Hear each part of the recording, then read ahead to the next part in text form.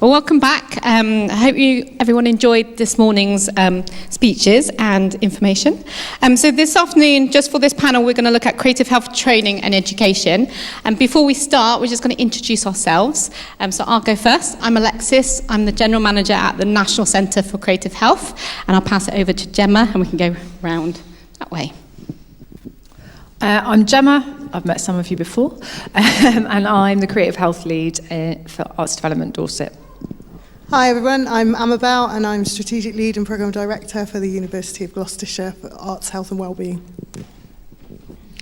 Hi everybody, I'm Marie Clancy. I'm children's nurse by background, lecturer at the University of Exeter, teaching our new student nurses. Hi, I'm Kate Massey-Chase. I'm a lecturer at Plymouth Marjon University, where I lead a master's that I designed in Arts, Health and Wellbeing that's been running for just over a year. Hi everybody, I'm Julie Matthews. I'm co-director of Creative Shift. We're an arts and health organisation based in Bristol, but I'm also a creative health practitioner of many years. Oh yeah, I think probably a lot of us do freelance work as well. Yeah. I think everyone wears many hats in lots of things. So it's quite interesting that this morning there was a few conversations already kind of arising about training and education. And it's really interesting to hear about creative practitioners, but also health practitioners using creative health in their training and education. And maybe like being interdisciplinary was really interesting as well. So I'm going to kick off the conversation with why do we need training pathways? And I think I might actually come to Julie or Gemma with this, first of all, mainly because they work with creative health practitioners and organisations that deliver that work. So maybe, Julie, if you'd like to answer that first question. I'll give it a go. So we think this is a really particular specialist practice, being a creative health practitioner, and it takes a certain skill set as well as sort of personal qualities. And I think creative health at the moment is becoming quite well known, and there's lots of artists and people who are feeling, oh yeah, I'll give that a go, set up a group, do some creative health stuff. So for us it's about safe practice and ethical practice and practicing with a real awareness that you are working towards health. And we get people coming to us all the time who want to get involved in working in creative health, and we'd love to offer those opportunities. So I think, having clarity around training and what the practice is really important. Great, thanks, Julie. Gemma, have you got anything to add to why you think creative training pathways are really important for maybe your creative health practitioners? Yeah. Just building on what Julie said, it is a really specialist practice, and it has a long history in this country and around the world. It's not a new thing. We've been doing it for a while, which means we've also been training people to do it for a while. So it's really allowing us to explore a bit more about what that is and what it could be, what it should be, what it shouldn't be. But certainly in Dorset, one of our key development strands is around workforce development. If we're going to expand the opportunity, we need to expand the workforce. So it is a really important question. And one that's very exciting. There's lots of conversation around it. There's lots of different ways to do it. As many ways to train as there are to deliver, I think, because it's such a nuanced set of practices. Great, thanks, Gemma. I'd like to bring Marie in at this point in time because obviously it's very different in terms of the health sector and training nurses as you do. Is there anything you think in terms of the training pathways, in terms of the health system and engagement in that? Yeah. Thanks, Alex. Yeah, I was really pleased that people mentioned actually the training of student nurses and doctors. So what we've done at Exeter is we've developed a module which is it's the art and history of nursing. So I was really interested in the history side of things as well that people were mentioning. And it's trying to bring creative practice in for our student nurses for a number of reasons, really. One is their own well-being. A lot of them are very young. They deal with some really horrendous things in their nursing practice, and we don't really give them a very good toolkit to do that. We just tell them to eat well and exercise. They can't always do that. So we've been looking at things like creative writing, poetry, art to help them to express themselves, a bit cathartic, reflective. And we are working with hospice care actually at the moment to develop a creative clinical supervision model from that work.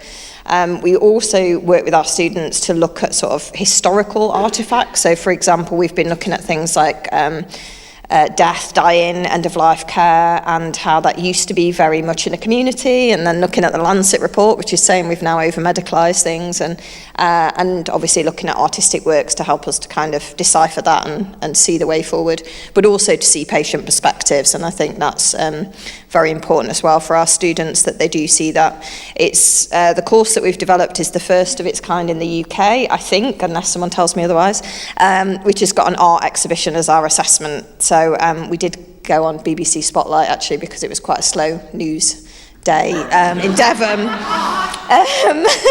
But everyone found it incredible that student nurses would be doing art, but actually nursing is an art form. It has always been an art form. We seem to have lost some of that with the technology and science, so that's why I think our nurses actually need more creative practice, and also to problem solve. I mean, creative practice does really help with that. So there's so many reasons, but I won't talk for too much longer. That's okay. That's great, Marie. So it's great to see that. It's great to see those different sides. So creative health practitioner training to make sure we're nice and safe. We're practicing creative health, but also actually in the health medical education itself to really be open. One, to your own well-being as a nurse or a medical practitioner, but also to be open-minded enough to actually have creative health in the systems as well. So I think both of those are really important together. Obviously, Amber and Kate, you run courses in solely focusing on creative health and arts, health and well-being. So do you have anything to add in terms of why do we need training pathways? Sorry, yes, yes, I do. I think for us, our Integrated Care Board is funding our Developing Arts, Health and Wellbeing Centre. Within that, at the moment, we're still in a sort of fledgling stage of developing a lot of the training, if you like, the sort of entrenching creative health, arts, culture into our training courses. But what we do have is the ability to fund some small evaluation and research projects which are starting to change how training is being approached. So we're sort of, to sort of don't want to jump onto the next section, but that for sort of our utopia, if you like, we would like to do things like summer schools, winter schools, looking at preparation for journals, those sorts of things, so that our health students get an opportunity to learn around creative health and learn about how to maybe present arts-based research and that sort of stuff. So that's where we are. We're kind of on the trajectory at the moment, but we are funding some PhDs as well, which is a sort of deeper level of the research. And again, what we're finding is that we're using supervisors from sort of cross-departmental and from the Integrated Care Board and the voluntary sector. So we're, I suppose, taking a slightly different route, which is, yeah. I think it's really engaging how the universities then can play into helping support creative health practitioners, but also the medical side as well. And I don't know, Marie, do you have any kind of engagement with your local universities in terms of research or anything like that? Well, that's what we'd like to develop more of. I mean, we're trying to build the evidence base, as I think people pointed out this morning. There's quite a lot of evidence base for medical humanities. There is actually nursing humanities, but it's like this tiny blob of a thing. So we're trying to develop that. Myself and Kate are working together, Exeter and Marjan, in terms of co-teaching for each other, because Kate has a lot of experienced nurses and obviously I have the new nurses, so we're trying our best to kind of integrate those. We have tried to work with our medical student colleagues, but that's quite difficult. With the curriculum clashes, often we can't do that, and there's still a few issues there.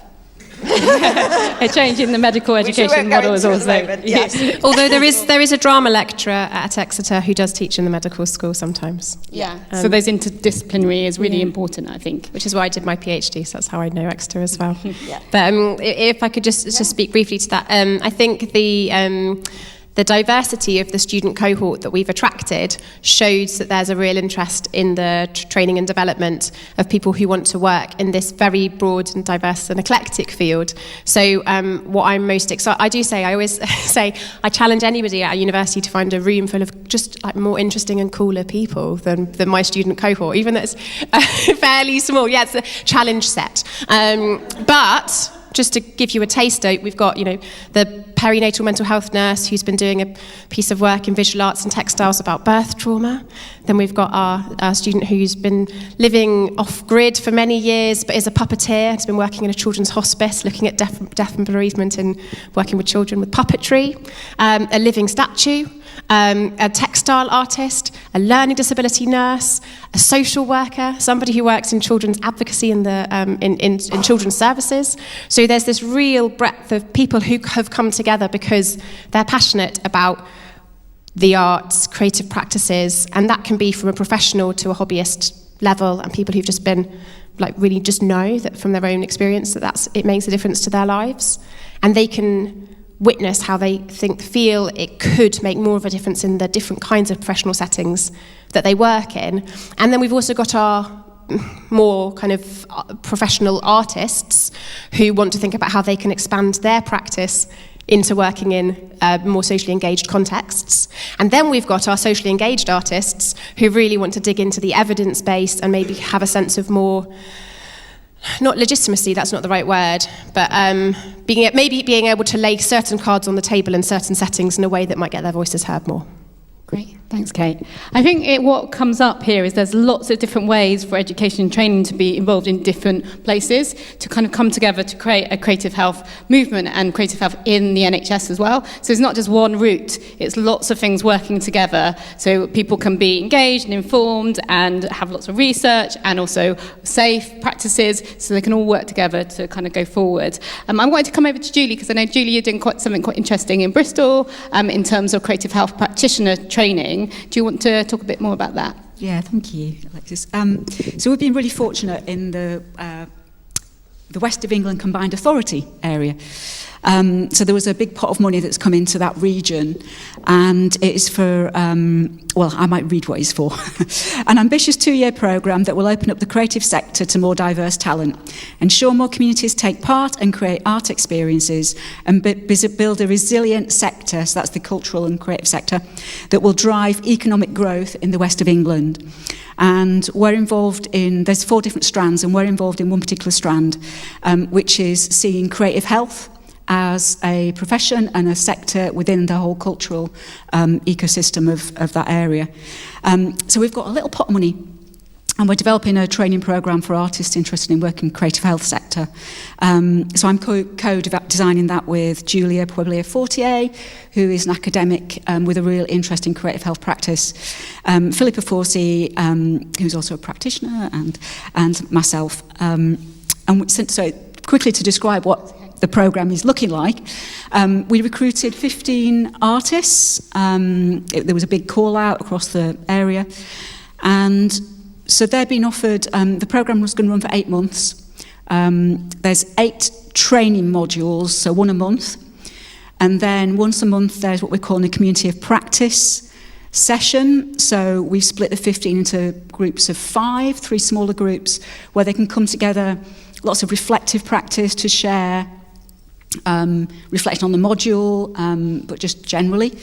And then there's reflective journals, so a chance for lots of reflective practice. And a really important bit for me as a practitioner and in terms of our organisation is a placement element. So it's almost like learning on the job. And I think in lots of ways you can't beat that. So they're going to be shadowing another creative health practitioner across art forms, so dance, music, whatever art form really, visual. So that runs throughout the whole programme alongside the other training modules, and will feed into reflective practice and community of practice sessions. There's no official qualification as such at the end. There'll be a portfolio, and Julia is very much leading on this more than me, and a kind of a sort of loose assessment process, but it's more about the person involved, the artist involved, being able to reflect and learn and process their learning. And I hope I've summed it up okay there. Yeah, that's great, Julian. I can't remember if this is right or wrong, but is the West of England Combined Authority involved in funding that project or involved in some way? Because Yes. Yeah. So it's this whole big pot of money that's been split into smaller. So I think that pots. kind of also feeds into the creative industries on the more policy level about economy and actually creative practitioners and workforce development in the creative industries as well, which I think is really interesting. It's a great recognition, isn't it? Yeah. Of that. So Gemma, we were talking about that a bit earlier, weren't we, about kind of the creative practice itself as well, and how creative practitioners, that self-reflection is not just doing. Do you want to expand a bit about what we talked about earlier, or your thoughts on that, if you want to? Yeah, our deep philosophical discussion over lunch, Alexis. We were talking about, probably all of us in some way, talking about how the practice often gets lost in many of these discussions, and we talk often about trauma-informed training and making sure people have got their mental health first aid badges, but at the heart of the work that we do is a practice that is passed on artist to artist through an embodied knowing and an embodied doing.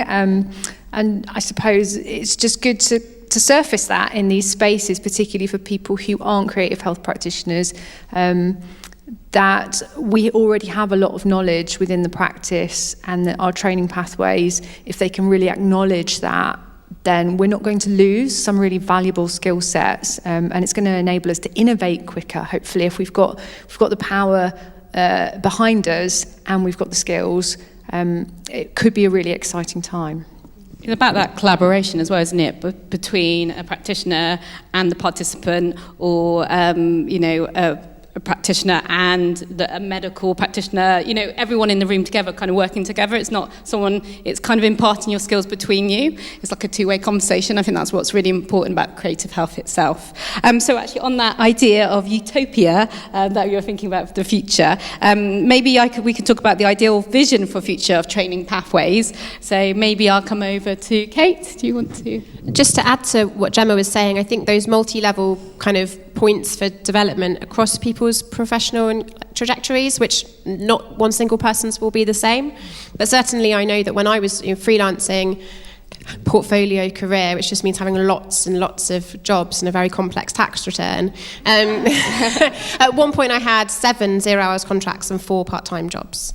But the opportunities to learn from the wonderful people I sort of studied with, I stopped doing, and then you find yourself repeating the same aspects of your practice and not necessarily having the opportunities for learning and growth. And if you're freelancing, even if there's things that are free, if you can't afford the travel to get there, then I think that's so. Obviously, from a higher education perspective, my utopia. This is not a very huge dream utopia, but I'd love to see funded scholarships, places so that students who would like to study on the kind of masters that I teach on, that those without the financial means would be able to do that. I think there's something that's really wonderful about, that's different, that is about master's level study, because of those opportunities for research, as well as sort of that sense of practice-based training, placements, and all of those sorts of things as well. That's, I think, really important. And I think another thing that we're thinking about is just finding ways of opportunities for people who work in health to have some of that kind of brought into their practice. So whether that's at a modular level, kind of CPD training that could be offered, and then, or doing things like what we're doing, which is we're not involving admin people, we're just doing a teaching swap, and I'm doing it we all find creative ways to do the work, don't we? So whether that's I'll come and do it and you do it for me, but that does rely on the certain levels of goodwill, capacity, generosity, and always creative thinking and asking forgiveness rather than permission. That's Kate, very true. Does anyone else want to add about that ideal vision for the future of training programmes? Yeah? And then maybe Marie. Okay. Hi, yeah. For Gloucestershire, we're at the moment we're the Arts, Health and Wellbeing Centre is funding a future talent programme of work, and it's looking at diversity as well. and how we sort of are reaching into more diverse groups of people who want to come up and be creative health practitioners. So, and I think, just to echo what Kate's saying as well, you know, I think that having avenues and opportunities, because we have one nurse lecturer who does mask making. I'd like to see us have the things that you guys have more of, and she's brilliant, but I can't multiply her. Yeah. So, you know. Yeah, I think for me it would be breaking down the barriers, because I think whilst creative health should be professionalised, and I totally agree with what you're saying, what it does tend to do is create barriers for my nurses, particularly because a lot of them will say, I can't do that, I'm not an artist. And so I think there's different levels of artistic practice, and we need to think about what the aim is and what, you know, who's doing what, but actually making things accessible so people can say, you know, I had a student nurse who was in intensive care, really difficult placement, and she said to me, you showed me that I could write. And so now I've been writing about what I've experienced, and it's helped me to cope with it. So, you know, I think thinking about accessibility, I'd like more CPD opportunities. And we were talking as well, I'd like a creative nurse programme where we build on the nursing skills and the creative health to build a really rounded practitioner. That's my utopia, I think. Brilliant. Thanks, Marie. Yeah, it's about flourishing, isn't it? It's about really encouraging, with, you know, healthcare staff to really flourish, not for themselves, but if once they're flourishing, they're also flourishing for their patients as well, especially in the NHS. So I think that's really important. But I think this also really important about that thing about accessibility. So it's about, like, you know, creative health practitioners or medical staff actually representing the communities that we're serving, particularly in terms of health inequalities as well. So really making sure that there is accessible courses or training opportunities, I think, is really important. So I don't know if anyone has any last thoughts on that kind of accessibility to training, anything like that. Yeah. Just from our current experience, I think there's lots of utopia models, so just to acknowledge that. But accessibility, so the course that we're running at the moment is free. People don't have to pay to attend, or be part of it. But what is already coming up is that still isn't completely accessible for people, because they have to give up their time, and a lot of people that are amongst the 15 practitioners we've got on the training programme, they're struggling financially, sometimes even to get to an in-person session, and to acknowledge they're coming to one of the sessions, and even though they're not paying for it, they're having to give up some of their work that they are doing, whether it's youth work or other things lots of us have to do to supplement creative health work. So when we have run the programme before, very small, just for 2 people, we were able to pay the trainees to take part in that, and it wasn't massive, but it acknowledged their time. So I think we talked about investment earlier. Some of that is financial, but there's other sorts of investments, which was, you know, great to use that word. But yeah, and also acknowledging for the organisations that we're placing them with on placement, even though we're saying, oh, we don't want it to be extra work for you, we wish we had something in the budget to acknowledge the time those organisations are putting in to support the personal placement. So it is a little bit financial, but sometimes practical. It comes back to funding as well, doesn't it? But I think, like you said, it's really interesting about your work with local authority as well, and how they intersect in that, in terms of supporting people to get jobs, and, you know, and in the sector as well. So I think that's really important. I don't know, Penny, if we want to go to any questions from the audience or questions online, or if any of our speakers want to make any final comments. I'm just thinking about the art of care and careful arts practices, and how that I think the learning should always be bidirectional, and that actually it's not just about coming into settings, but learning from those different settings and plethora of experiences as well. Great, thanks, Kate.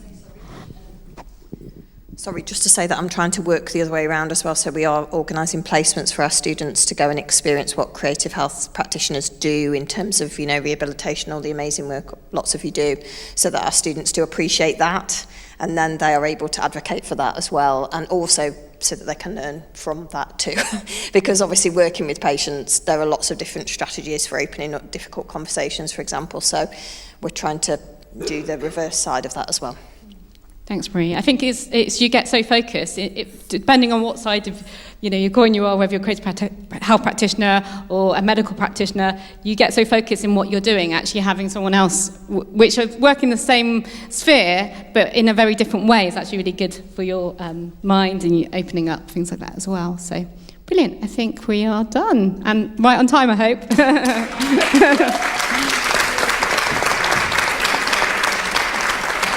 Radio, broadcast media, to create peer-to-peer mental health support work for young people. Reprezent. On 11.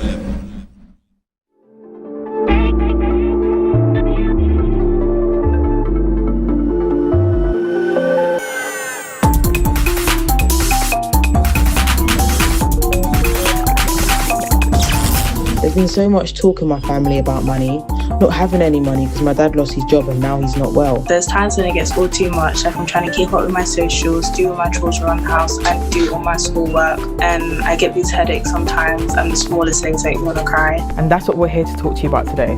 Stress, anxiety, and of course, mental health. So, we want you to jump onto Slido and let us know how you're doing.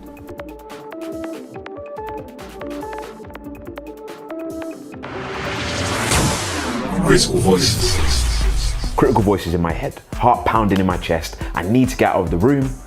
It's anxiety. I know what's happening here. What we need to do is slow down our breathing. Reprezent. On 11. I like the way the present and everything, because it just felt like a cool vibe. The staff really engaged well with it, universally, and that's very rare in a school. The support, the knowledge, the understanding that the pupils have gained from it, I think everybody should do it.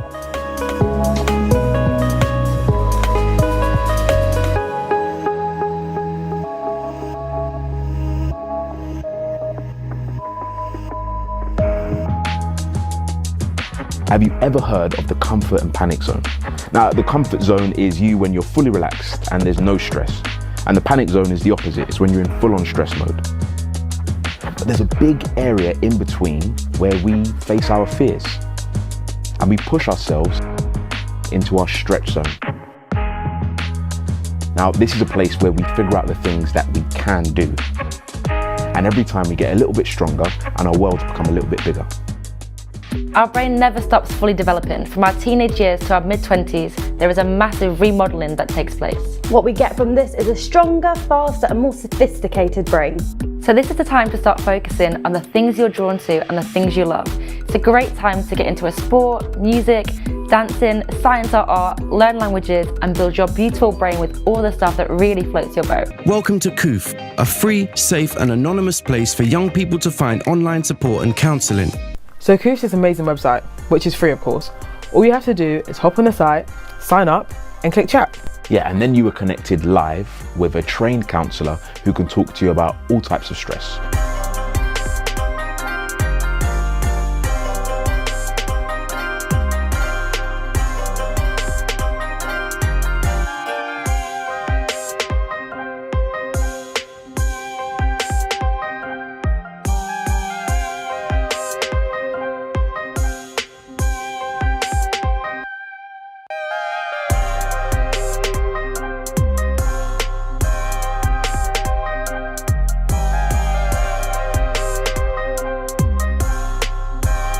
Everyone could participate in different things, and I also enjoyed the music because it sort of was music that I like and I relate to, so yeah. But I think it was really good because it was interesting, not boring. I'm doing my GCSE and I'm going to be stressing, so I know who to go to, what to expect, and I know how to kind of handle it a little bit more than I did. If I do have any stress or any problems, then I can talk to other people instead of just sitting back and be like, no, I'm fine and all that. I enjoyed that it helps with subjects that can be difficult to deal with as a young person. It's great that they're expressing an interest in something that we struggle with, and I think it's a great way to help.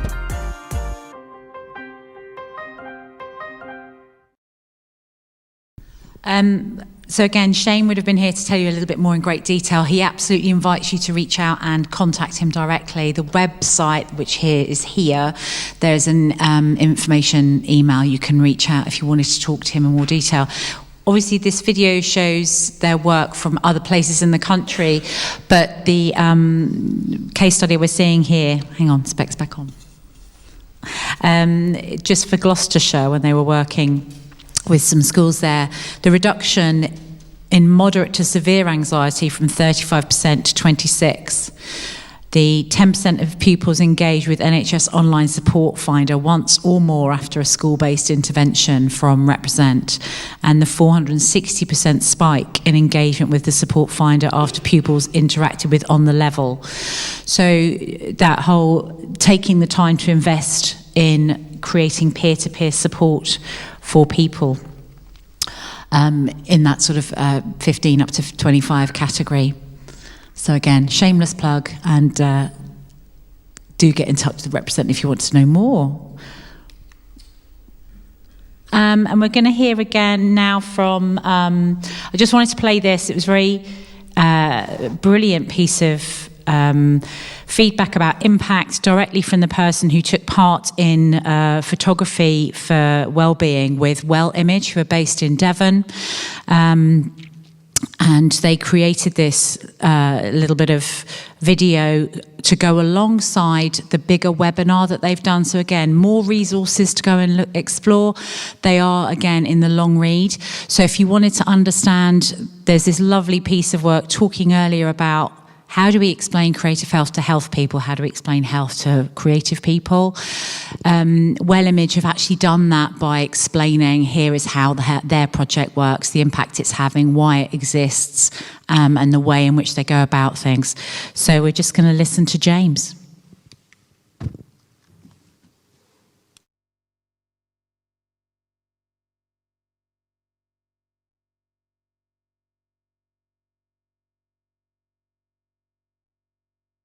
I suppose it's a bit of backstory. As I left the army, and my sort of marriage broke down at the same time. So I was in a bit of a strange situation. I was in a place where I didn't really expect to be, and so that's quite difficult. And then diagnosed with PTSD from some of the things that I'd seen and experienced during the army. And my support worker, we were trying to find things and hobbies to sort of keep me busy that I could do at home, because I struggle going out. And I think for me, photography, I'd never done it before. I'd never really picked up. I think I picked up a camera 2 weeks before I came on your course, Vanessa. And for me, it puts me in the sort of present moment. You're not thinking about, yesterday or the day before or even 2 hours ago. You're not thinking about the future. You're not thinking about anything else except for what's going on around you. And it really puts you, and it puts me in the present moment. And that's, I think the beauty of photography for me is I can just be sort of free of everything for even just a moment, even just a couple of seconds when you're looking for that image to capture. And you're looking around, and I'm seeing the world in a different way, really, because you're looking for the light and little things like that. You see a shadow and you think, oh, that'll make a nice photo, or somebody walking, or a view, and all these little things that you wouldn't necessarily really think about day to day. It gave me an excuse to sort of go out and find new places, especially out in nature. I think the briefs that were set by Well Image were really enjoyable because you could be creative, and it really gave me an excuse to get up a lot of the time before I didn't really want to get out of bed, because it meant sort of facing the day, but having something to look forward to, even if it was getting up and switching the laptop on and doing the online side of the Well Image. That was really important because it gave me structure and it gave me something to get up for. And I'm really enjoying my photography, and I'm hopefully I'm going to carry on with it. And yeah, it's just, I really enjoy it. I know Vanessa was watching this morning, so thank you, Well Image, for taking the time to find the capacity to share the impact of the work that's happening there in Devon. And we're going to hear about impact happening in Wiltshire. Hello, everybody. Can you hear me? So older men's mental health. So older men, 65 plus, work through Celebrating Age, Wiltshire. A strand of that called Creative Conversations. And that strand is Creative Conversations for older men. We have been doing that kind of work with Creative Conversations for a few years. And can we have a slide, please? In lockdown, we weren't able to be working with people face to face. So we discovered new ways of working. So we were working over the phone in a number of ways, doing creative work one-to-one over the telephone. And here I am. Extraordinarily, I'm using Fidelity record player. I think it's because of the auto-change system. So we were kind of listening to the way it clunked down and playing records over the telephone. And I think the participant was singing back to me. I think we were looking at the label. It's an ABBA record. It's got to be probably one of my singles. I don't know. I think during that time we were learning a new skill set. I was. So we had to think pretty quickly, how are we going to do this? How are we going to work with people? So I was sharpening what I did and coming up with a new toolkit of skills, a new way of working. Then this worked really, really well. We were surprised as a team about the results. We devised a way of working this way, a way of reporting, and a way of evaluating what we're doing, and a way of keeping in touch as a team. Slide, please. So we were doing all sorts of things. So poetry, I think Dawn was doing, music making and songwriting, I think Bob was working on. So that's the way we were working. Next slide, please. As we came out of lockdown, we were working one-to-one in people's homes. So that refocused our skills again, really. We were then thinking about what can we bring with us and what ideas and so on. So, for example, in here,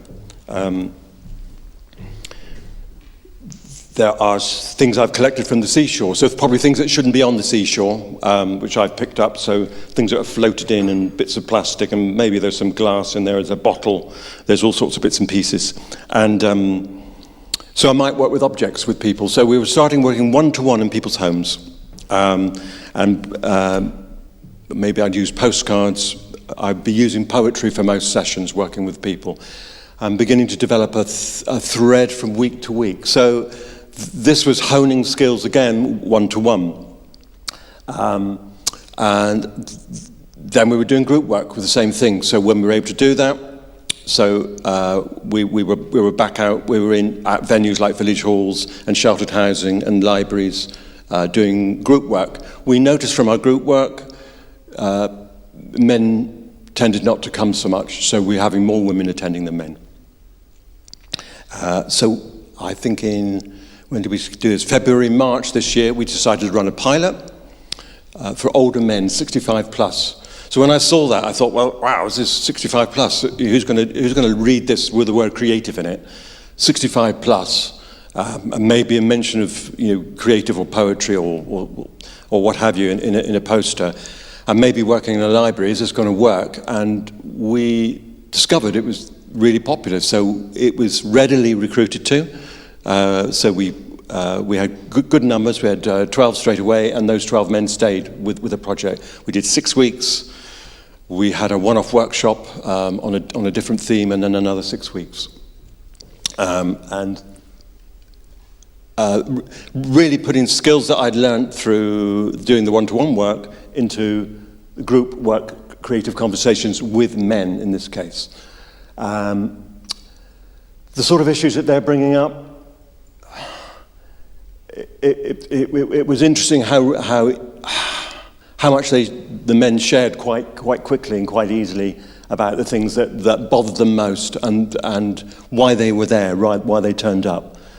Stress and anxiety came up a lot, and even this morning, coming back from the group this morning, so new member this morning, prostate cancer, prostate treatment, recovery, referral from primary care, joined the group this morning. Some of the men have already been in the group before and know one another, and a really good welcome for him. So the group of 8 of us this morning with a new member. Talking about the anxiety around that, anxiety approaching autumn and into winter, and predictability of what's going to happen in his life and his health and the impact for him on that. But for the men really feeling isolated on their own, I want to get out of the house. I want to know about places to go, ideas, things that I can do, keep an active mind. I've had long COVID, so one person comes along, still is partly shielding, so wears a face covering. There's a feeling from the men that they've gradually retreated, so they've retreated into their own home and are not getting out much. They've lost touch with colleagues on retirement from work. They've stopped playing golf or doing sport, and so they've lost touch with friends that way. Moving house, so the man who came today has also recently moved into the area, retired, moved into the area, became unwell. So he's having to start again and be in recovery. So I say to him, are you coming next week? Yeah, I'm coming next week. So next slide, please. Yeah, bereavement. So I've just done a separate slide on this issue. I've decided to quote on this. So even after all this time, I feel lost, not knowing what to do. I look for advice on what to do, but nobody can tell me. I've been hanging around ever since, trying to keep busy. We're talking about 14 years, that's that bloke. So it's hard every day, I struggle. I can't get used to it. And this sort of cycle, when I'm at home, I want to get out, but I can't manage it when I'm out. I just want to get back home. Things often don't feel right. Next slide, thanks. So the men get to shape the session. So often I'll kick off with something like the shoreline idea down the table. So they'll spread all these objects down the table and work that way with them, and that becomes a starting point. So I might kick off with that. But from then on, they decide next week's theme. So it's like a thread, one thing following another. So I think for next week, they got a version of Room 101.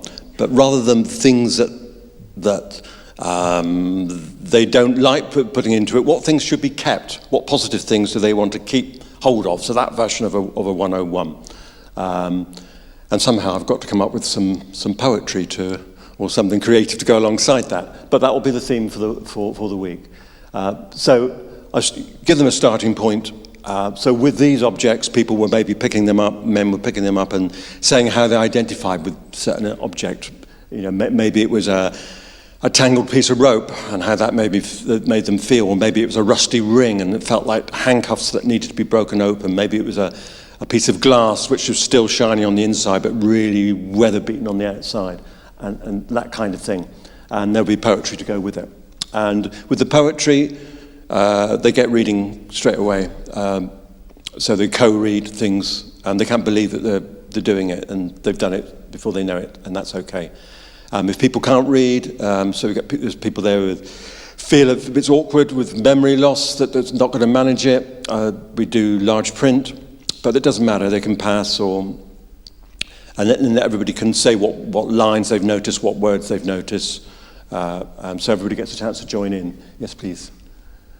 So tailor-made program. So that's the sort of things they could come up with. So in a series of sessions, this kind of thing, really. So after Room 101, I think we got time capsule with this group. We did a grand day out in the last series with that. This is in Melksham. I was working this morning. We've done the same thing at Salisbury. So we've launched another group at Salisbury. I love the way it progresses towards freedom and the open road, yeah.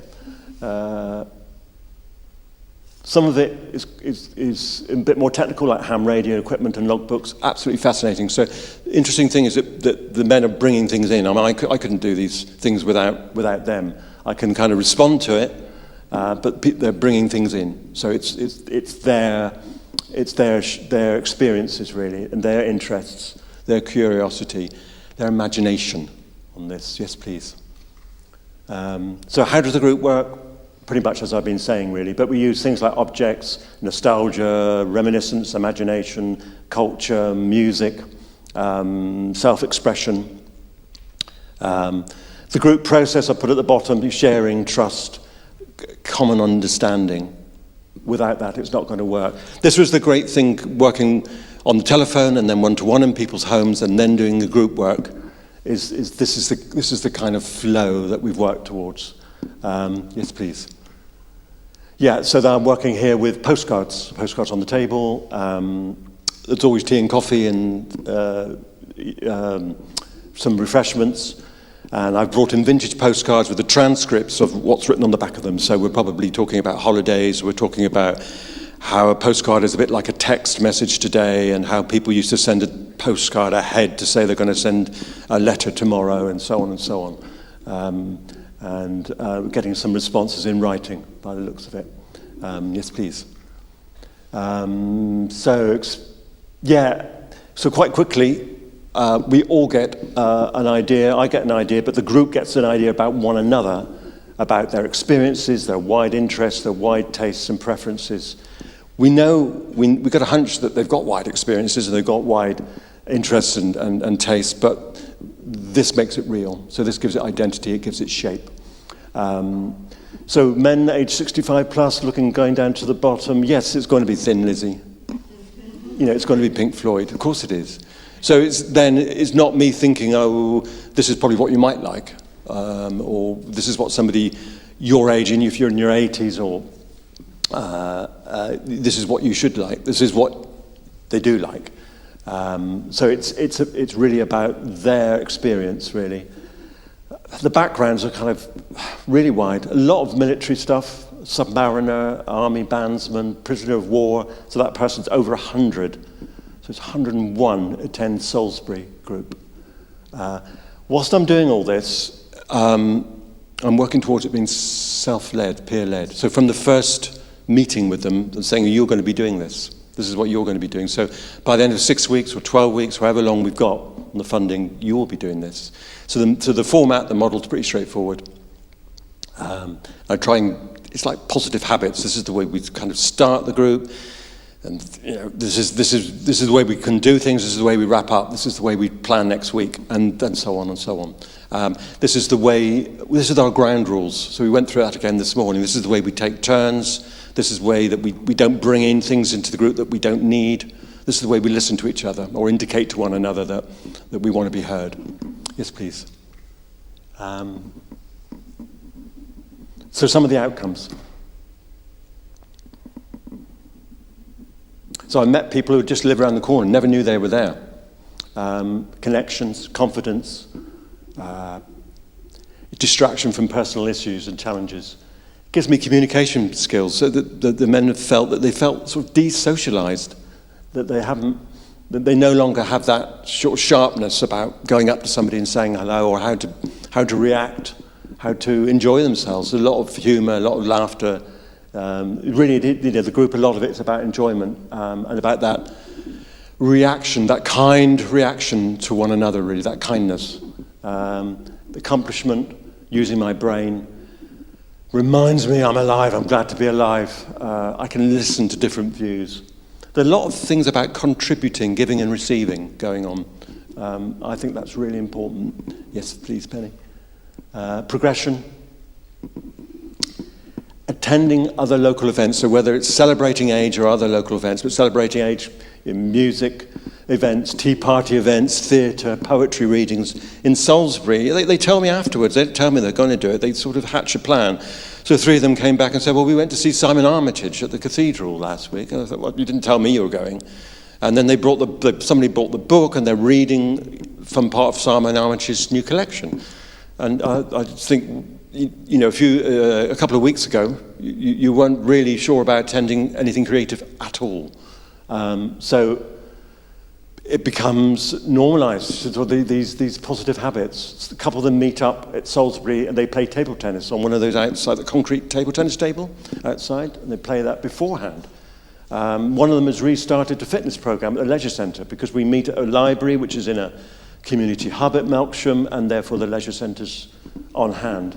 They start bringing material, they become peer run. I let them do more and more. The more I step away, the more they do. They become visible. So we'll look at that in a moment. Songwriting, song making. So this identity, really. So in the library, they're an identifiable group. People begin to know them. They're not invisible. They're kind of a bit unstoppable in a way. It sort of worries me at times in the library, but But hey-ho. They walk to and from the sessions, which could be right across town. Hearing loss comes up as a big thing, and memory loss, about how to make changes around that. Because they begin to realise that these problems aren't just them, that everybody's got a personal way of approaching dealing with their hearing loss, say.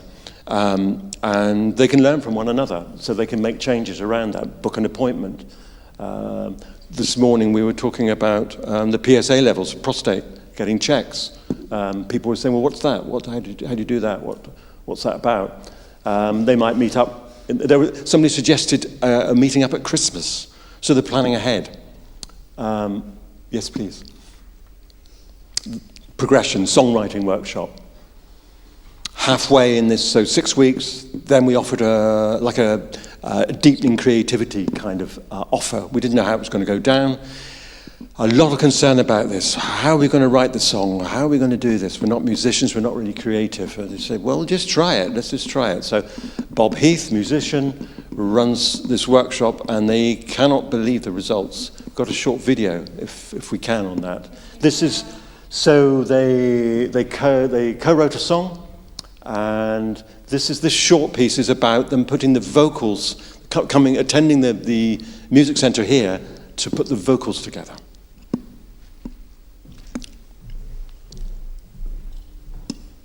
We're all in this together. You can't live alone forever. Sing along with us.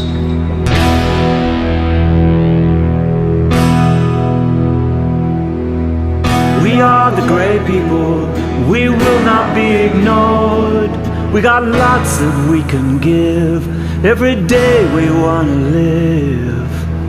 We are the great people, we don't want to be alone. We got experience to share, every day we can be there. So come on, great people, we're gonna make it fast. Everyone, great people, we're all in this together. Don't be frightened of the microphone. No, all right. Okay, your microphone becomes your best friend. Up close and personal with the microphone. You can sing over my shoulder. Yeah, that's your next song.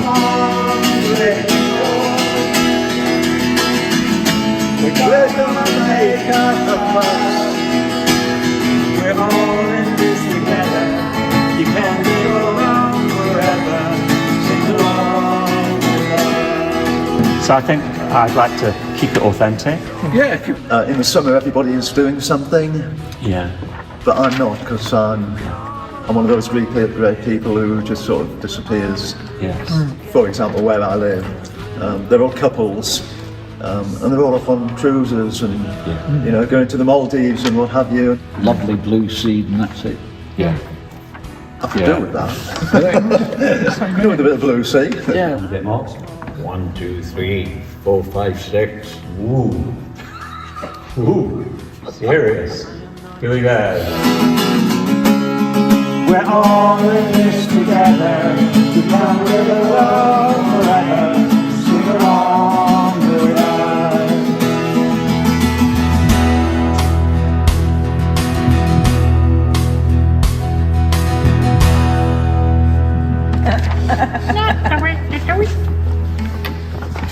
Brilliant.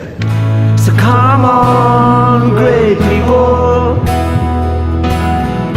we're gonna make a fuss.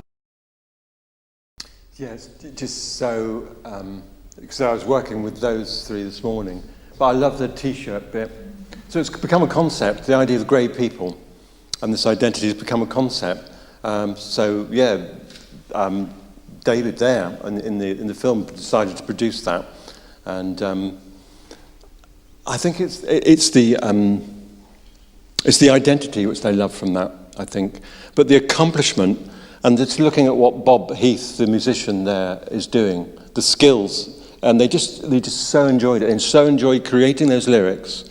The lyrics started from somebody in a group who's an accountant, and he said, I've never done anything in my life. I haven't got a creative bone in my body. And I'm responsible for the opening line, the opening theme for this idea. Pride, really. Some measurements. So I put down some things that I think we've got really good at reporting. So we developed reporting because we really felt we had to during lockdown.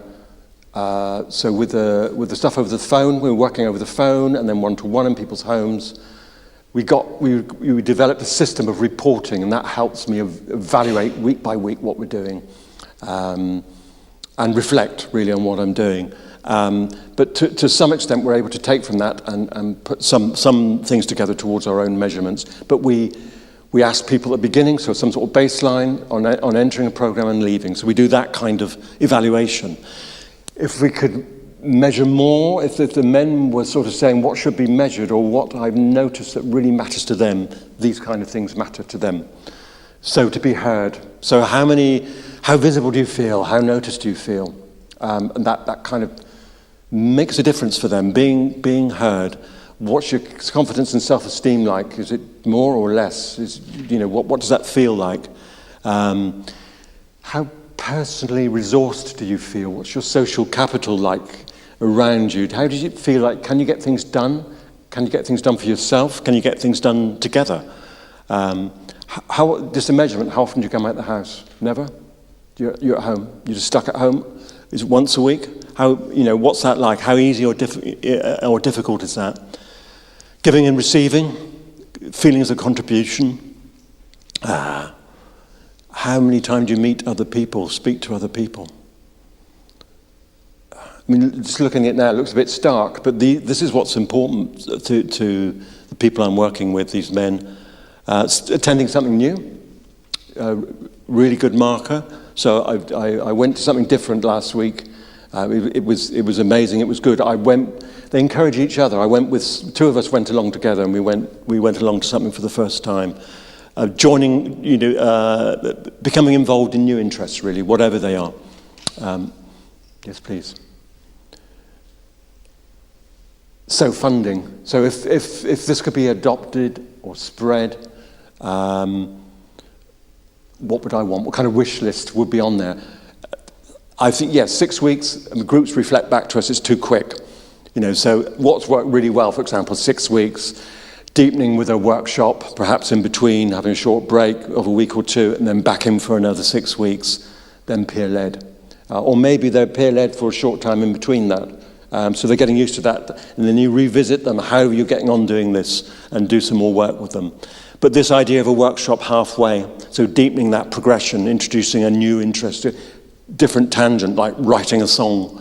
Partnership development, really, really important. So with libraries, for example, so the libraries help with self-referral, because unless when you approach somebody to put your name down, you need a safe way of approaching that person, and that they're briefed sufficiently to realise what the group does and so on. The office space is so important. Admin, it's much more than admin. It's that recruitment and that quality of referral, and so everybody is phoned in advance of a group to reassure. It's a bit of hand-holding to get to bed, because coming to the first session If you miss that, it's not going to happen, and it's the hardest thing for them to do. Funding about the choice of workshops to introduce new creative interest, a bit like the amazing work that Bob was doing there. Training for partners or with partners, hub staff, primary care, hospital, with hospital discharge, with physios, local authority staff. Really training about what this kind of work can achieve. We know it when we see it, this kind of work, how to refer people across to it, how to describe it to people, encourage people to access it. Mentoring and supervision. So for artists like myself, you're holding space, you're holding complex situations with groups of people on your own. So it's kind of that mentoring, that supervision. The volunteers. So particularly we have volunteers that help with different parts of what Celebrating Age does, and group work, but also we have people who kind of run almost like a village hub or they're kind of a super volunteer, and it's support for those people. Yes, please, Penny. If this was going across the southwest, it's all the things I've said really. I think it would adapt really well to rural areas and market towns across the southwest. I would suggest libraries, galleries, museums. I would suggest local initiatives tying it in with that. I would suggest all the things about poetry, music, landscape, theatre, photography. It would fit so much of a locality quite readily. Links with primary care, hospitals, universities. So loads of people training with photography, with dance, with physio, with healthcare. What's this work about? Is it visible to people and understand it and know that it's there? This idea I had just now about traineeship, mentoring. We're already doing those things, but more opportunities to do that kind of thing. I put so there's the group in Melksham Library from the last series, and I've just stuck some words under it: connection, belonging, visibility, and they're holding up their CDs like medals, and yeah, it's good to see them. Is it 24? Okay. Thank you. Thanks.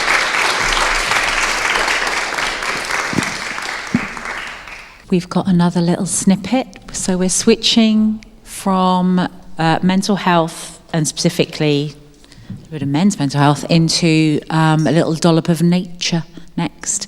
And just to kick us off with a nice little segue, we talked earlier about how really tiny work doesn't get recorded, doesn't get seen, and sometimes them posting on Facebook that they're even doing the work is the kind of maximum capacity they even have to tell you this is the work and we are working with people. And we're just going to hear direct from Root Causes, a teeny tiny CIC in North Devon.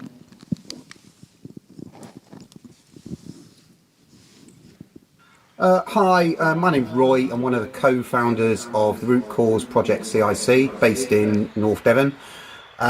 We are a service that's been set up by veterans for veterans, and we use nature to nurture. We meet informally every month at the moment, but we're going to build that up to every fortnight in the next few months. Our main aim is to build, foster and rekindle the sense of community that is often lost. And we try to encourage us to take some time out so we can reflect and repair. Mental Health and Wellbeing Week is this week, so it's a really important topic. It's historically a subject that has been tidied away by society. We don't like to talk about it, but more so in the military, where we have a stoic approach to these things and we kind of deny that it exists. Our project, as I said, is Root Cause, and we are trying to chip away at the stigma. We are slowly stripping off the camouflage, and we're bringing the issues into society to help normalise and highlight the impact of mental health on our vets. So if you want to come along, check out our Facebook page, which is Root Cause Project CIC, and there is a booking form and a link on there, and we hope to see you soon. As I said, we're based in Hakeford Woods near Barnstable on the Goodley Road in North Devon, and we look forward to seeing you soon. So sometimes things as small as that go completely under the radar, and it's that being able to come out and meet different people that you find out about them, and then because you found out about them, maybe you haven't got a checkbook, you haven't got a wedge of cash to hand them, but it could be that simple thing of, I know exactly who you need to speak to, or here is a lovely funding newsletter that you need, or may I share your things to this group over here who could maybe raise up your voice. So that sense of generosity, collaboration, partnership working, it can start with really small things. And we've got really big things now. Oh, that was an unexpected segue. Can I introduce you to Jules? Jules, you're going to tell us all about green social prescribing, I believe. Okay, hi everyone. Thanks for inviting me. It's so nice to be here back in the southwest. Familiar faces from Gloucestershire Creative Health Consortium days. So yeah, perfect segue, actually, Penny. From that very tiny organisation up to this enormous national programme that I'm going to tell you about. I have got some slides that I can share afterwards with you. So the green social prescribing, I think you want to hear about the report, don't you really, the learning from the first phase of the programme. So this is a bit of a first really for social prescribing, because it's the first Treasury funded cross-government social prescribing programme to the tune of 4.2 million, which was then, there was additional match funding brought in from some of the partner organisations, NHS England, National Academy of Social Prescribing and Sport England. So it was a total of 5.7 million in the first phase of this programme. And it was a different one for social prescribing as well, because it was very much at a targeted level. So a lot of social prescribing, as you probably know, happens at the more universal wellbeing level. This was very much, the steer from the Department of Health and Social Care was very much about people who were already coming into the front door of at least primary care and who may be elsewhere in the health system. So from the Treasury perspective, this was very much about looking at demand on health service utilisation, is the phrase. Doesn't matter, because in terms of the outcomes for individuals, it doesn't matter how or why the rationale to many, what matters is that it makes a difference for the people who need some support. This programme started in 2020. The two big government departments involved are the Department of Health and Social Care and DEFRA. They've had support from some of the other departments along the way. And then the national partners that's sitting alongside that, Natural England, Sport England, National Academy of Social Prescribing and NHS England. So green social prescribing, as you know, is very similar in many of the principles and the approaches to the creative health aspect of social prescribing. One of the things we say all the time is that green social prescribing is fantastic. Connection to nature activity is fantastic.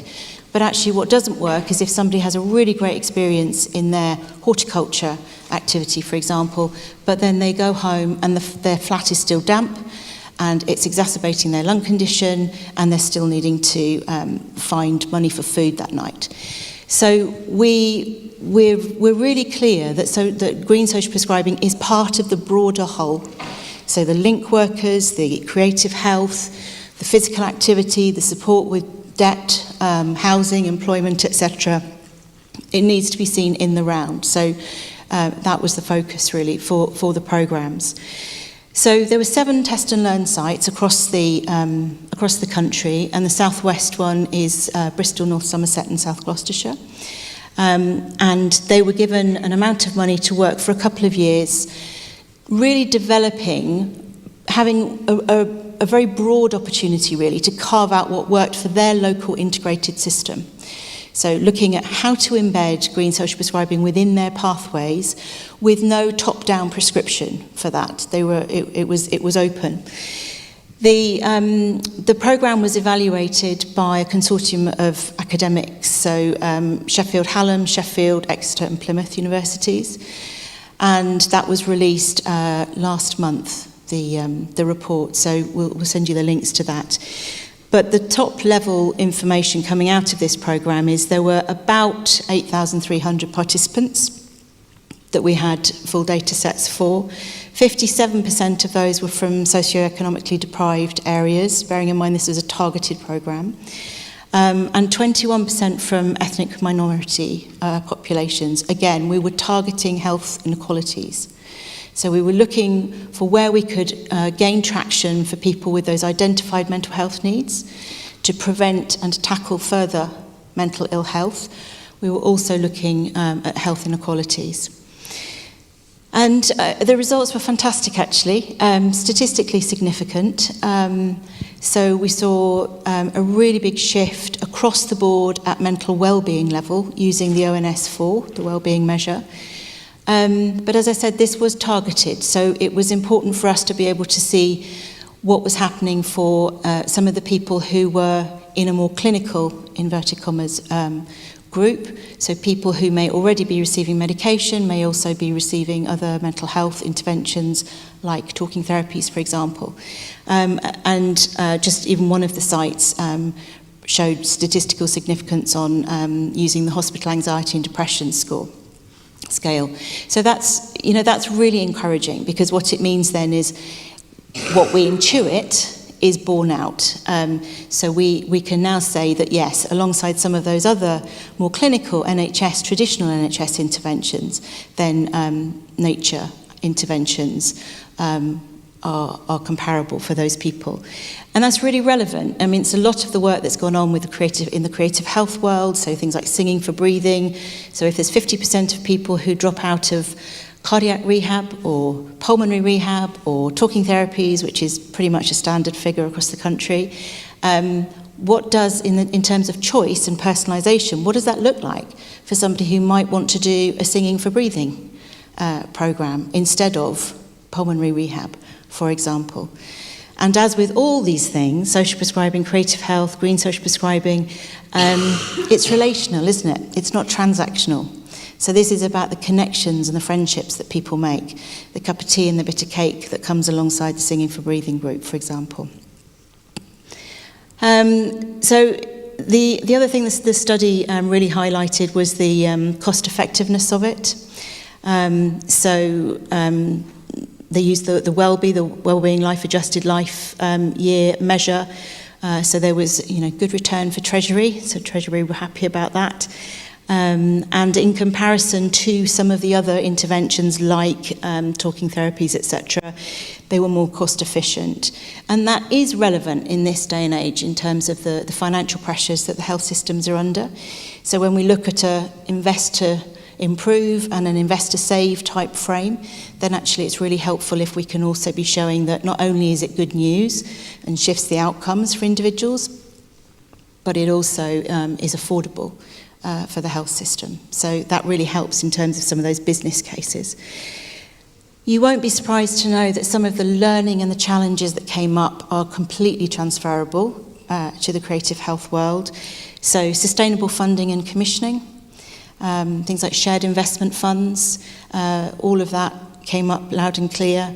The need for political and strategic support, growing provider networks, growing the confidence of those small, like Root Causes, those small organisations. So, again, I refer to Gloucestershire and the Creative Health Consortium. How can individual practitioners and tiny grassroots organisations who have so much to offer, what are the mechanisms by which they can be commissioned? What are the procurement models?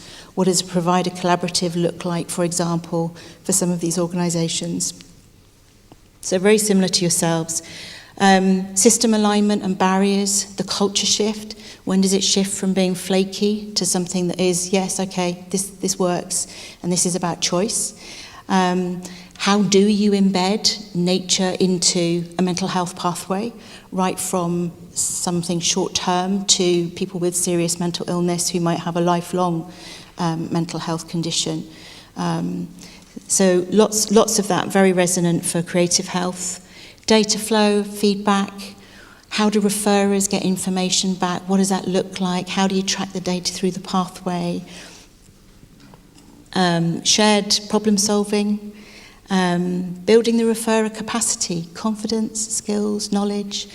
Some of those nature sector workers are further away from this than creative health. You know, it's more mature in the creative health world. A lot of the work that has already been done and is in train. It's newer for some of the green providers, so I see so many parallels between their journey and the arts and culture journey. And then equity, not just health inequalities, but really putting people at the heart of the decision making. So speaking very much to the co-production, not just the co-design, but the co-production of interventions, and making sure that it's not ivory tower and top down. So we've got an extension programme, just a 1-year programme, really challenging to deliver in the time. And what Treasury have asked this time is for a real focus on the value for money model. So that's through what's called the 3 E's. So is it effective? Is it efficient? Is it economical? And is it equitable?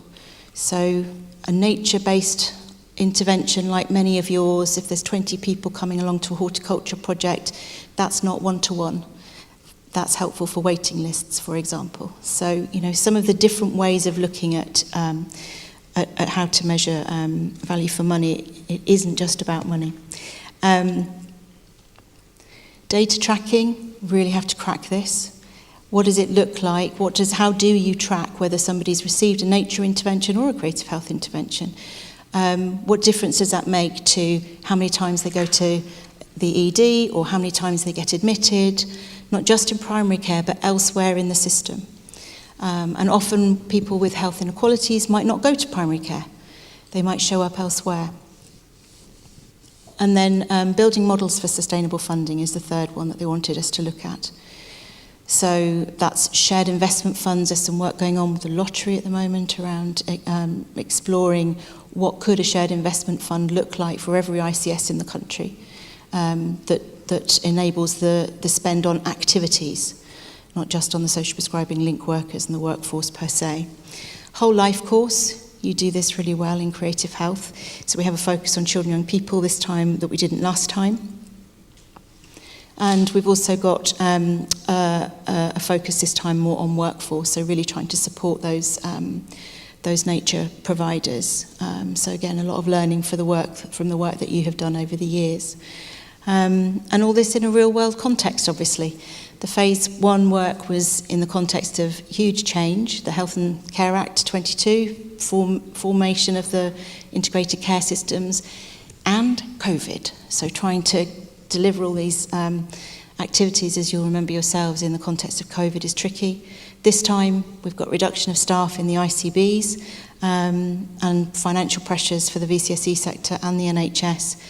And even actually some of the political stuff, we've got 2 sites who have reported that they've got an ongoing impact from the riots in terms of psychological safety, and some of the people in the more ethnically diverse communities that they're working with having to put on transport because there's a lack of confidence to engage in outdoor space activities. So, you know, always important to root it in the real world situation. So that's a real whistle stop. Don't know if anybody's got any questions or if we've got time for questions. I've been looking at some of the reporting coming out and going, oh, wow, look at all this. This is amazing. Wish we had this for creative health, and you've got all this stuff for green. Fantastic. Lots of lessons we can learn from each other, they're really clear. I'm wondering what you hope the final sort of where it's going is the idea that you've got your extension, you can really prove your cost effectiveness or your return on investment, and then that will lead to unlocking that kind of that national sustainable funding. Is that the hope? How realistic do you think that is? Yes, I mean, it's sitting alongside other work that's going on. So in the first phase, the programme was hosted by NHS England. This time it's hosted by the National Academy of Social Prescribing, the delivery work stream, that is. And NASP are doing a lot of work, as I say, with things like the shared investment fund work. So it's trying to knit it together.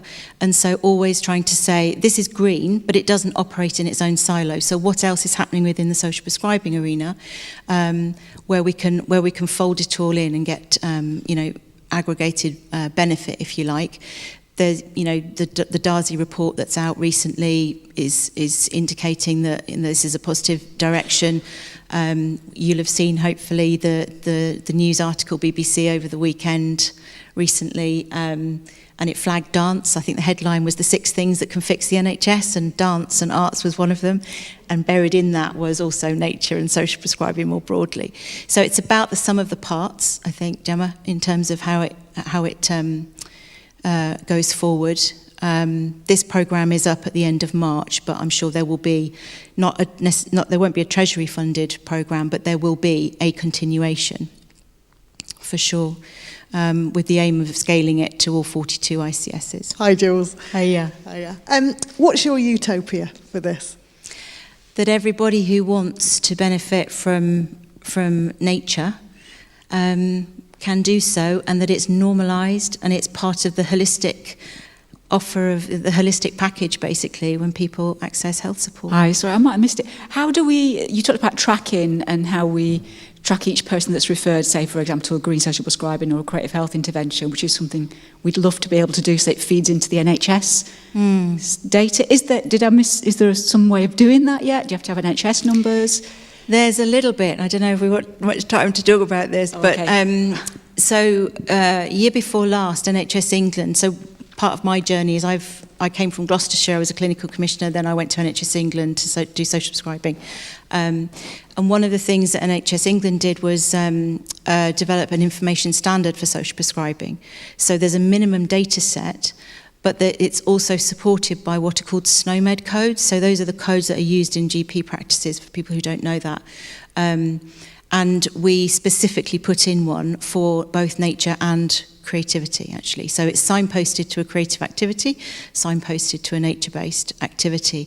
So there is now a way of GP, social prescribing link workers, anybody else in primary care being able to log that. What we don't have is that onward journey in terms of what happens once they come out to the providers.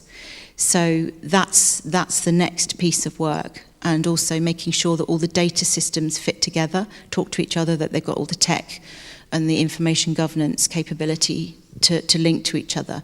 And that's a piece of work that NHS England are continuing to look at as phase 2 of that information standard. So we're not there yet, but there is definitely work in that arena moving forward. So the phase 2 of that interoperability was due March next year.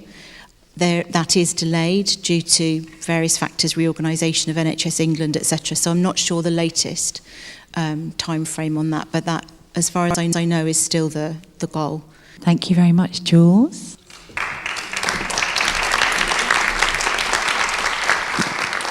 Going over to Saili, to give us your magical reflection of what you've absorbed today. And I'll leave you to explain your own process to the rest of us. Thank you. Thank you so much. How's everyone doing? Yeah, a force of habit from just having a mic in my hand. My name is Saili. I pretend to be a writer and an adult. And today was the second time me visiting a space like this and having conversations and listening to conversations about the amazing work and the efforts that are being made around this work, and trying to create a poetic interpretation or an expression of what I've taken in. And it almost feels similar to conversations being had today. It's like, where do you start? And there's so many important things that are being said. And I have the bias of being an artist who not only sees the benefit of making work, but is constantly being helped by the work. I feel like I'm a little bit of a better human being because I care about the craft. So I'm becoming more tolerable, which is good for my family. So I'm going to offer for you today what I've written down. And it feels like a little puddle out of everything else, all the amazing things that have been talked about. And editing was not what it's supposed to be. It's sparked so many questions for me, and Thank you so much for giving generously everyone who's spoken. And I'm definitely going to be Googling and looking up all these amazing resources, because I know a lot of people around me and artists who can benefit from the incredible work that everyone is doing. And here's the piece, and it goes exactly like this. Where do we begin? Unpacking this mosaic of questions and answers, stretching art and all its properties far. There is immeasurable wealth in being held, and all being well, the well-being will become a currency. We are investing in the human experience beyond the numbers. The architecture of home is built with art, a complicated puzzle built with pieces and instances of yes. Today, I know what it means to feel alive. The human animal is nourished by food, music, and movement, and an undying appetite for mischief. On the neonatal ward, creative health care is. At the community garden, local choir and youth club, creative care is. At Sunday dinner, at the wedding, graduation, memorial, creative care is. The art of care breaks barriers, builds bridges, and paves roads to mending ills that are hard to see, easy to feel, and on good days can feed the soul. Which came first, the lullaby or the eulogy, Claire de Lune or your love letter to Devon? When the dancing citizens of your family front room become the citizens of Oldstock, where will they eat their slice of Nina Simone and Barry Manilow? We all have a connection to art. We fight the uncertainty of life at the sharp end of a good joke, bad pottery, and long list of seemingly innocent moments. When the spirit is dying of thirst, we drink from the same well, watering the welt in those invisible parts with the subtle art of being alive. Start well, live well, love well, laugh well, part well, and watching the hands of time fade, we age well, die well, cry well. We will always look for our footnote in the larger story, picture, and song. Those universal need-to-haves that have been making a difference. Once upon a time, before the light bulb, after Prometheus, and at the birth of collective spirit, we fought the dark with art and a campfire story. Today, we fight the compounding cost of lost connections with creative health. Thank you.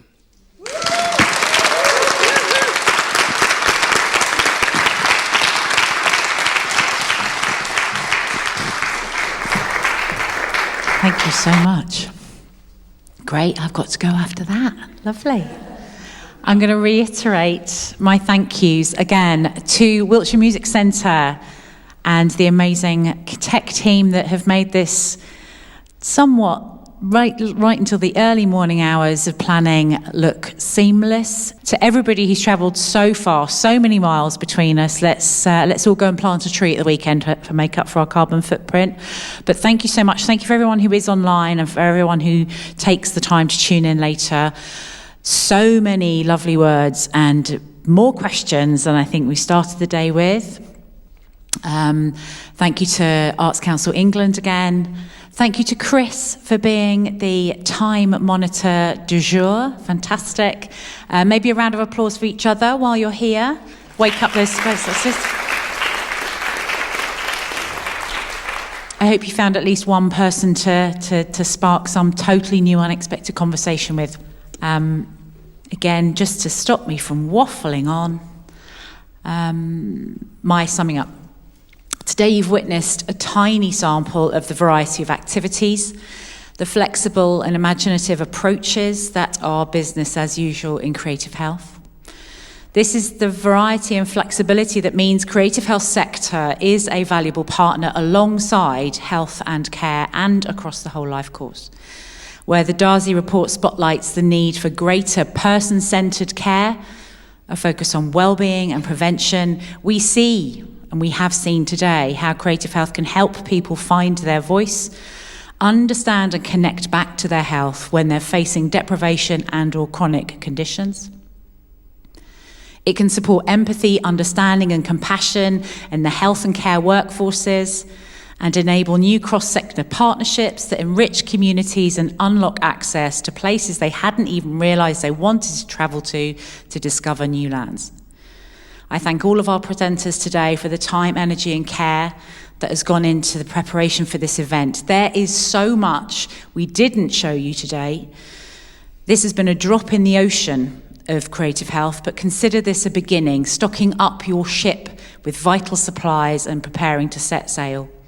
Beginning to understand and discuss what is missing, what needs focused, joined up action, all hands to the deck. Understand where to plot a course for a creative health infrastructure that is starting to emerge from the 40 years and more of work and research, yes it does exist, in this field. Other horizons include establishing more shared language, fostering a learning environment between culture and arts and health, and charting the value of proportionate, accessible and usable data that makes the work from hyperlocal through to national visible and enables system change. Our aspiration is for creative health to be embedded, respected as a logical, effective, non-clinical alternative for supporting people's self-determined health and well-being. We have some immediate tasks that we can do that will help build the visibility and understanding of how creative health is valuable. Please do make use of the resource pack and websites. Please share to people that you know would love to find out more. Please bring your health colleagues into conversations and point them to the future NHS Creative Health Hub materials. Please go digging for treasure by reaching out to connect into your local culture, creative, nature, heritage assets and seek out the VCSE organisations that know their communities. Overall, it's about building and inspiring. We can all play a part in highlighting that consistent investment and collaboration with creative health equals quality improvement, proactive programmes, and we can't get there without you. This is the opportunity to harness the skills of your future crew, to step on board and join the flexible, compassionate and imaginative creative health workforce who use inclusive, person-centred approaches as a daily practice. We, the working with communities, working with the VCS, with health, with care and creative and culture and heritage and nature, we can be stronger, braver, more flexible and responsive, navigating the journey ahead from illness to health as wealth by working together. We are the flotilla and hope is our lighthouse. Thanks so much for taking part today. I'm going to lose it. Wishing you all a safe and inspiring journey onwards, and please continue to join me in a final thank you to all our passionate presenters and contributors. And it's been an absolute humble pleasure to spend all day in your company. Thanks.